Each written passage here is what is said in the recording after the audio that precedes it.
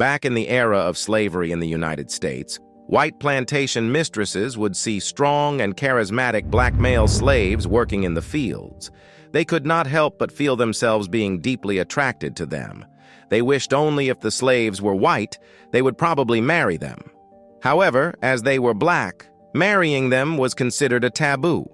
Yet white plantation mistresses had power, and they could use these black male slaves for their pleasure in any way she wanted. They would exercise their power over hundreds of black male slaves who would work on the cotton plantations. Because the black male slaves worked all day, their physical features reached the next level. And because there was not much charm left in white mistresses' lives, they felt it would be lustful to use the slaves as tools for their satisfaction. However, nobody knew what these white plantation mistresses really used to do with their black male slaves in secret rooms. So, how nasty and dirty were the sex lives of the white plantation mistresses? Let's know about that in this video. The Black History Archives. Little attention is paid to the deep desperation of the white plantation mistresses and how they managed that using strong black male slaves. While their husbands wielded authority, mistresses were tasked with overseeing household matters and managing the enslaved workforce. And this tempted them to use black slaves as a tool to satisfy their lusts that had been suppressed earlier. Despite their social status, many mistresses experienced profound isolation and boredom. Their husbands, frequently absent due to plantation affairs or extramarital dalliances, offered little in terms of companionship or emotional support. Even if this could be ignored, the white plantation mistresses were left unsatisfied when it came to sex lives. Yet, societal norms kept mistresses confined to domestic roles, worsening their loneliness and limiting their social interactions. Feeling neglected, some mistresses sought solace elsewhere. Interactions between white women and enslaved individuals, particularly male slaves, were governed by racial hierarchies. Within the constraints of slavery, relationships between mistresses and black male slaves blurred social and racial lines. Though forbidden by societal norms and laws, historical evidence suggests these bonds existed, albeit under clandestine and often coercive circumstances. The physical labor undertaken by enslaved individuals brought them into regular contact with mistresses, creating opportunities for interaction. However, the power dynamics inherent in the master-slave relationship sometimes led to exploitation and manipulation.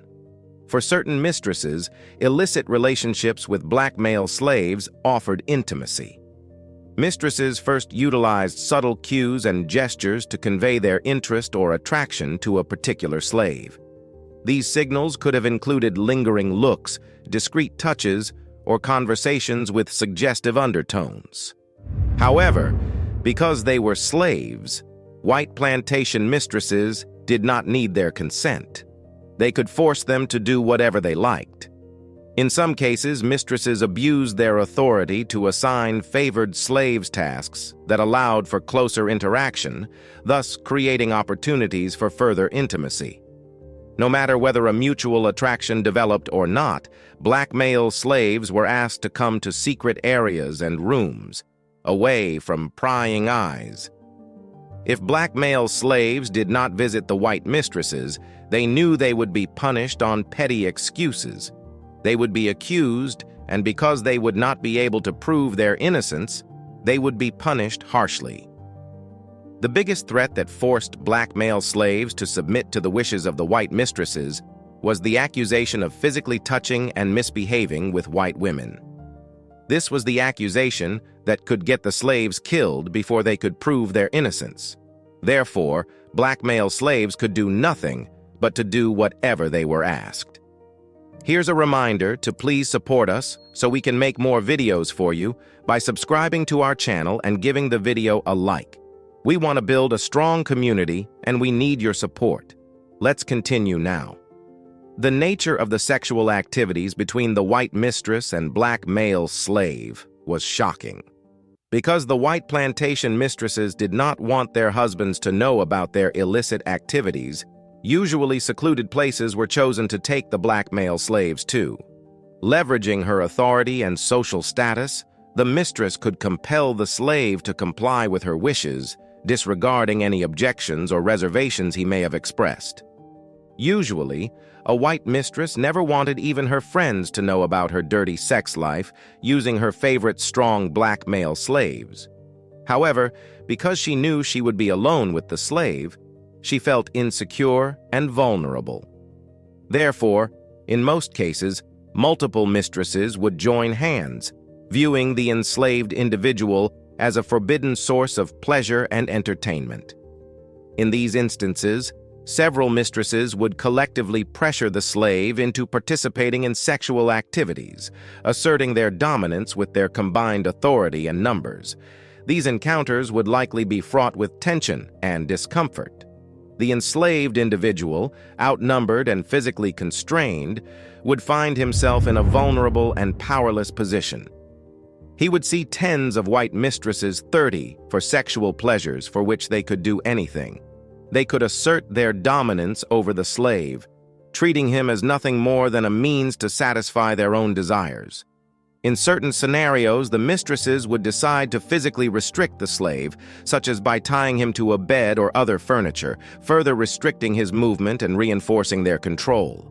These illicit activities would unfold in an atmosphere marked by secrecy, fear, and exploitation, with the enslaved individual bearing the brunt of both the physical and emotional consequences of these encounters. But the most lesser-known thing white plantation mistress would do to black male slave was asking him to mirror her white husband. She knew the slave was scared to do something that could cause anger and led to his punishment. However, such fear became a hurdle in what next the white mistress wanted. She wanted the slave to be a dominant man and engage in sexual activities with her, and for that, she had to make him feel the authority. Therefore, the white mistress would ask the slave to role play. At first glance, this order may appear paradoxical, but it hinted at a deeper psychological complexity within the mistress-slave relationship. It suggests that mistresses sought both dominance and reassurance when engaging in taboo acts within a society governed by racial hierarchies and patriarchal norms. Within this power dynamic, the mistress's order for a slave to mimic her husband's behavior takes on added significance. By having the slave adopt her husband's mannerisms, the mistress aimed to find familiarity and solace in a forbidden relationship. Moreover, this reflected the mistress's desire for dominance and control in the sexual dynamic. She wanted to feel what she could not while being married to her husband. She wanted to be fully satisfied, but on the name of her husband. Perhaps this was a way of convincing herself that engaging in sexual relationships was not unethical. By instructing the slave to assume her husband's role, she subverted the traditional power structure, positioning herself as the dominant partner. But at the same time, she could be submissive, allowing the male slave to go hard on her. This was something the white mistress could never get from her relationship with her husband. She could not get her husband to do whatever she ordered, which made black male slaves a better option. That's when white mistresses would decide to make this sexual exploitation permanent. Instead of finding a new place every time for sexual encounters, they would make secret huts hidden in the cotton plantations. Nobody was allowed to go near those huts except for the white mistresses and their favorite slaves. During the day, when male slaves would work on the plantations, white mistresses would come and then head to the huts. This served as a sign for the male slaves to be ready and come to the hut. Once the slave was in the hut, the white mistress would lock the door and lay down, ordering the male slave to massage her, praise her, and be intimate. This would eventually lead to sexual encounters, after which the male slave would leave the hut and go back to work. The white mistress would dress up and come out as if nothing happened. From that moment on, she would wait for the next encounter. In some cases, she would come again at noon and even during the night to get pleasured. In some cases, a plantation owner's daughter chose one of the lowest status slaves to father her child. This act of exploitation, devoid of any regard for the slave's humanity, showed the pervasive abuse of power within these relationships. Rather than seeking companionship from equals or more esteemed individuals, she targeted the most vulnerable, amplifying her control and minimizing the risk of repercussions. While instances of scandal and public disgrace were infrequent, they occasionally occurred, leading to the birth of mixed-race children. One poignant example of this dynamic is found in Charles Ball's autobiography. He recounts his affair with the daughter of a wealthy plantation owner, where she became pregnant and lost her social status.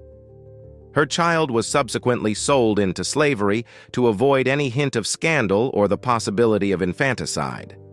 It's important to note that sexualized abuse didn't always entail rape. Even daily interactions in the South carried a sexual tone, especially as some enslaved individuals were forced to wear minimal clothing. Observers from the North commented on the sight of exposed black male bodies in the presence of affluent white women, underscoring the normalization of such occurrences. What do you think? Why did the white plantation mistresses use their strong black male slaves and not their husbands for intimacy? Was it fine when white mistresses would take black male slaves with them to get fully satisfied? In the comment section right below, share your thoughts on what the black male slaves would think while being forced to engage in sexual activities. Would you like us to make more videos? If yes, please support us by subscribing to the Black History Archives and clicking the bell icon. You can check out more videos on our channel too.